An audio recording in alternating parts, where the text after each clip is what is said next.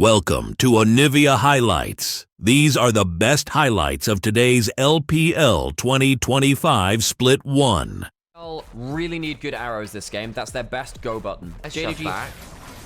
Oh, good at that. Nice hook on the bot side. Kyle now in danger, has a bailout, but I don't know whether it'll keep him alive. They're going to try and jump onto pace. He goes into the bush. Will not find the moment. Now Hope's in danger. Has flash, has barrier. Maybe forced to burn one or the other.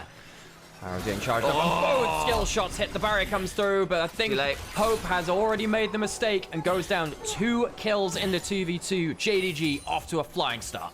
Wonderful hooks for missing there. Still, now you have really good pressure valve for JDG. You're not going to be able to shut down the Varus lane very well. He's going to be wave clearing for forever.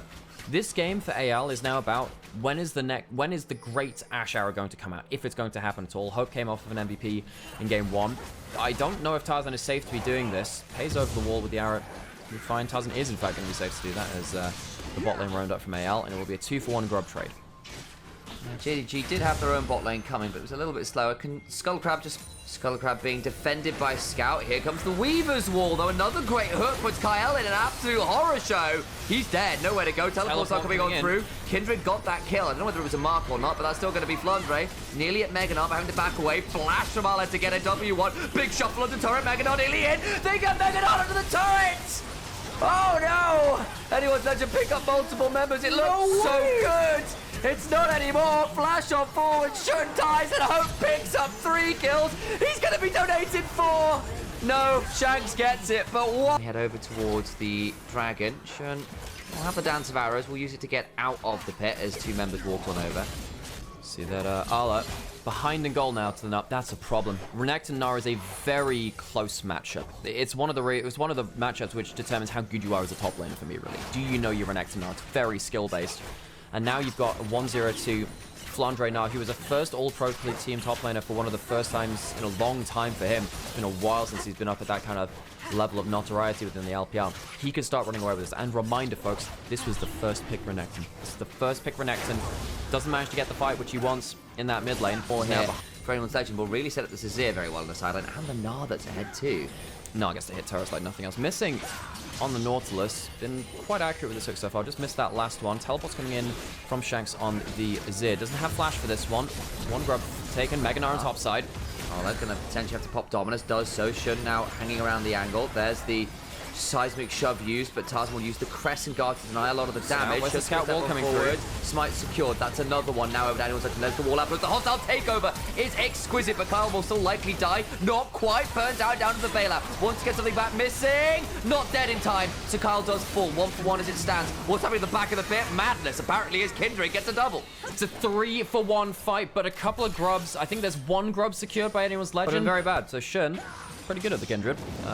He's been a player of it for a very long time. AL though, defend the buff steal. Be able to go down towards that dragon. Make sure that JDG don't stack up too early. We'll find ourselves our soul for the game. You know, funnily enough, I actually just saw a post on Reddit, which was quite interesting. Apparently, Chemtech Soul has Chemtech had not the game. The Shinzak can't fight you 1v1. You can see that Shun is first to a place on the map, and AL have to respond in force if they're going to contest. And as it stands right now with the Herald, AL they don't really want to be walking into those hail of arrows, like piercing arrows. And we've also seen Kindred paired with things like Galio in the past. You've got a Talia who can do a similar thing. It's less safety, more damage, but it means you've got a kind of bat signal you can send to summon agency to wherever you are on the map. It should be very scary. Really good poke. Herald locked in. Really good poke coming in from Pays. Takes a good chunk out. He's getting really good value. Is there a teleport angle? No, not really. So that's going to be a Herald going in. Oh, they're going to charge it from mid to bot lane to take that turret too. Driving. I mean, Nautilus is in this. If Nautilus goes there, he will actually just die, by the way, because Gnar might just kill him. He's alone now. Flandre might just be able to kill him. Missing, buddy. That's a mistake. That's a... missing. Oh, missing. Come on. Missing! He's fine. Honestly, I feel like he should have just 100% died there. I think Flandre didn't kill the wave, the minions that well, so the tower didn't go onto him as quickly. Flandre has to hop away. It means that this tier 2 now under threat. Scout does take a turret shot. Shanks will come on over. Can make a play here now. Oh boy, that's going to get messy. Tier 1 secured. Scout has the sparrow up, so the arrow comes along and prevents an easy follow-up from Shun, who's stunned for forever. He's down. It's the cross-map arrow. Shun like on the wider map is going to cost you dearly. Flandre dodges that on the hook. hops away from the death charge as well. Incredibly well played in the micro from Flandre to survive on this, because a combo into him essentially would have got him killed. And then Scout just overstays. Shanks manages to punish him. He flashes away too, using that summon up. Not a great moment there from the veteran mid lane. Huge value out of the bot lane, and that will be dragging over.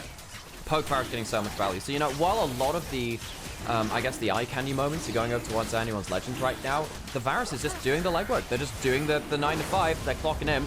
Hits a great arrow there onto Hope, who's line of wards all the way through their jungle from the Hex Gate down towards this Atakan, so they've got a route down here. Flandre is currently caught out even with those wards. Pays might just be able to hit him over the wall. The Hex Gate has been stopped. Flandre has no flash, and he has no HP. Those wards meant nothing.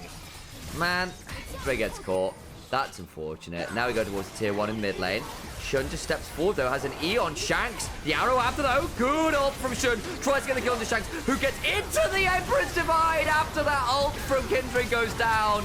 It's beautiful, taken out of the safety. Will eventually go down in trade, but it's a messy fight. They have no damage and left. Tarzan are the only ones left. Yeah. There's no damage. JDG will clean up the fight. Tier 1 in mid lane, but at what cost? Everyone comes flashing on forwards, and Tarzan's there, does go down. And they get multiple members. They get an ace, because Flandre's not there. They get towards the Atakan. Towards the Atakan, and they'll get that onto all 5 members. I think the burst combo onto Shun was just misjudged. Tarzan doesn't have the gold, and he didn't quite get the timing to kill him before the ult came down. Shanks, I don't think, swept him out early enough either. Now we have a whole rift of gold advantages for JDG. Flandre's not been able to play through a sideline advantage. Tarzan's going straight onto Shun, though. Doesn't actually have that ult remaining. Will Crescent Guard out. Does blow the flash this time. I apologize. Must have down to the arrow to get back into the... Oh, Scout? Scout's going forwards now. Gets a really good angle in the corridor. Tarzan's going to die. Gets bailed out, but I don't think it'll come back to anything at all. There's not enough money in the bank. Kyle goes down. Lands the spike back up. Shun gets that one. Into the backline goes the Mega Gnar, but they don't quite catch the Kindred. Shanks will go for wow. Gets all the resets, but dies doing it. It's another kill to Shun. Flandre can't quite get there in time, and neither can Shanks to actually turn the fight. Scout will live, and the Atakan proves its value. JDG walk away with technically a 4 for none, even though they lose everything but a couple of games for himself. Yeah, he's behind in gold in this one, and he's kind of a little bit outdrafted, but his individual play has been absolutely absurd. Arrow onto Pays, doesn't have the cleanse. On the other side, they turn onto Scout, who tries to get onto the top of them. Is missing, lands the Dreadline onto Hope, needs to bail himself out. Doesn't work because it's on an Atakan target still. There's that last reset coming on through. Scout still alive on the other side. Just about has the Atakan timeout though. That's one of the other problems. Your bailout does not work. And they also have basically a comp advantage. You can see that the Talia so good against so many of these members from anyone's Legend, and you're absolutely right. It will be Baron started up by JDG. Dragon is available on the other side of the map, but I don't think AL can really contest for either right now. Tarzan being dead. Here we go. They're all coming through the Hex Gates. Can turn a bit faster, you might think, but Flandre's got nowhere near a Mega Gnar bar. I just don't think they're going to have enough threat. They have to back away. And suddenly, Arla on the Renekton, 1.5k ahead. Shun, 3,500 gold, almost ahead in the jungle too. Tarzan's had a difficult game. Had a good level 1 to stop Shun from getting access to maybe more than you'd like at the early levels, but this Shin's out, not quite got the gold, had the impact in the fight that they've needed to. At least there's going to be a dragon taken by Shanks from Annual's Legend. They'll take the cooldown reduction in the attack speed and also the denial of the soul point from JDG. Not the case. AL, they now no longer have that. Well, Flash just coming up on Shanks, I believe, right now. Scout another good wall to just help with that siege. Combo misses. Flash away from Hope. That's not what they want. It's not on the base, broken in another place. Double inhibitors now under siege. Shun. Here's very long range on this Kindred. 6 marks. 1 more will get him that additional range increase. Again.